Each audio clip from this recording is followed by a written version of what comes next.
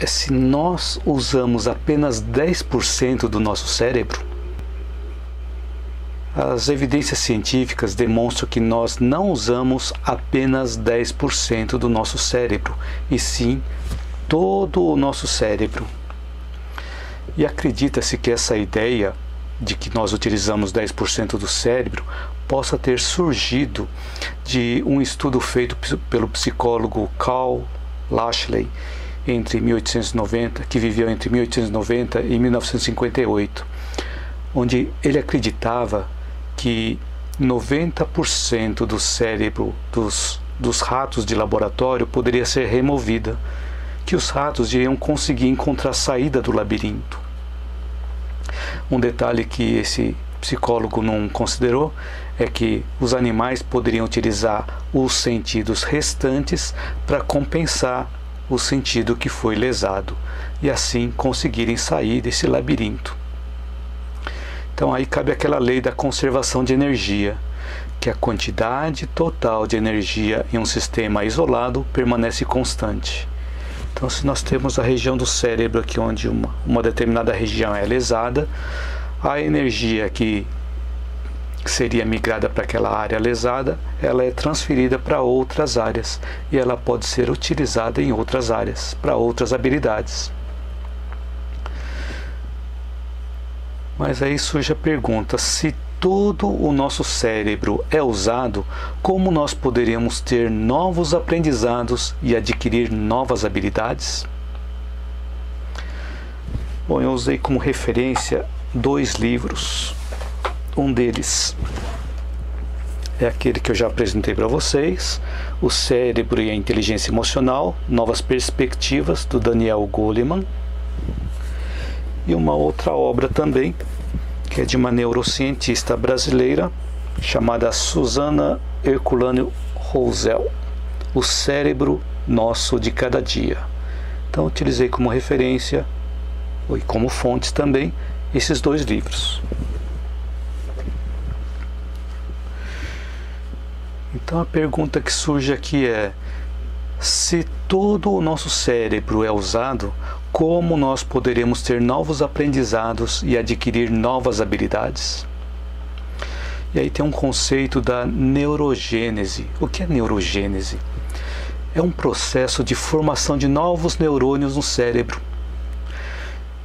E antigamente acreditava-se que a neurogênese, ou seja, que os novos neurônios eram produzidos no cérebro apenas na fase de desenvolvimento do cérebro.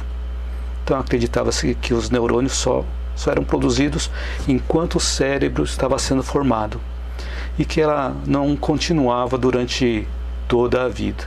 Então isso é o que se pensava antes.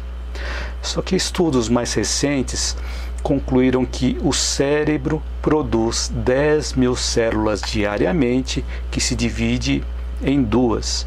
Uma continua produzindo células-tronco e a outra migra para onde é necessária no cérebro, onde ela é necessária no cérebro e se transforma naquele tipo de célula.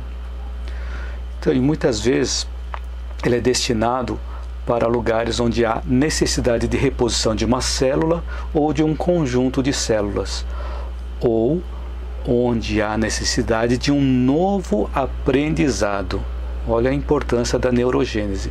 Então, a neurogênese vem nos explicar que novos neurônios são produzidos diariamente e esses novos neurônios, eles podem ser utilizados para que nós possamos obter novos aprendizados.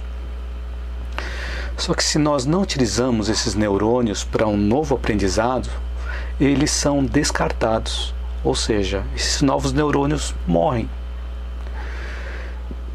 Então, nos 4 meses seguintes, a nova célula forma cerca de 10.000 conexões com outras células para criar um novo circuito neural.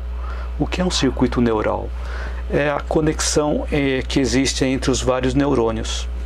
Então, cada vez que nós fazemos uma atividade ou pensamos algo, neurônios são conectados na nossa mente para que eles possam se comunicar e possam realizar a atividade pela qual nós estamos pensando.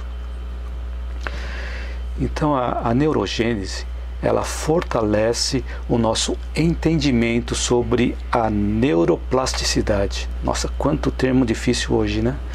O que é neuroplasticidade? Neuroplasticidade é conhecida também como plasticidade neuronal, plasticidade dos neurônios. Ou seja, nós temos uma série de neurônios e muitas vezes nós achamos que os neurônios estão apenas localizados no nosso cérebro. Mas os neurônios estão distribuídos não só no nosso cérebro, mas em todo o nosso sistema nervoso central e também no nosso sistema nervoso periférico. Eu não vou entrar nesses detalhes, mas é só para a gente saber que ele está distribuído no nosso cérebro, na nossa medula espinal e também em todos os nervos periféricos que estão distribuídos pelo nosso corpo. E com isso, o cérebro se renova continuamente, de acordo com a experiência que nós temos.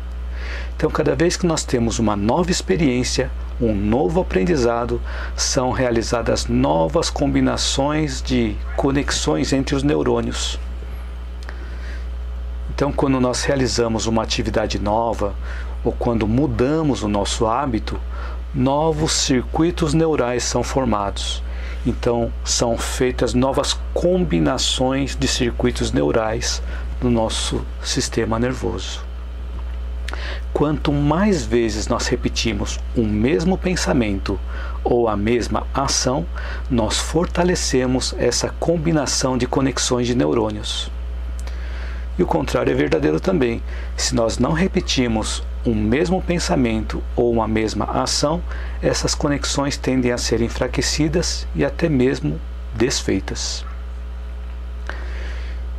Então, quando nós tentamos deixar um mau hábito, como já existe um circuito formado, porque o que é um hábito? Um hábito é algo que nós realizamos de forma contínua, de forma constante, de forma repetitiva. Então, quando nós temos um hábito, existem algumas conexões neurais que já estão bem fortalecidas. Então, quando nós queremos deixar um mau hábito, como já existe esse circuito formado, nós vamos encontrar uma resistência para eliminar esse mau hábito, porque a conectividade entre os neurônios é muito forte. É muito forte porque nós praticamos aquele hábito milhares de vezes, até que ele ficou cristalizado em nós, onde nós passamos a agir até de forma automática, a agir sem ter que pensar.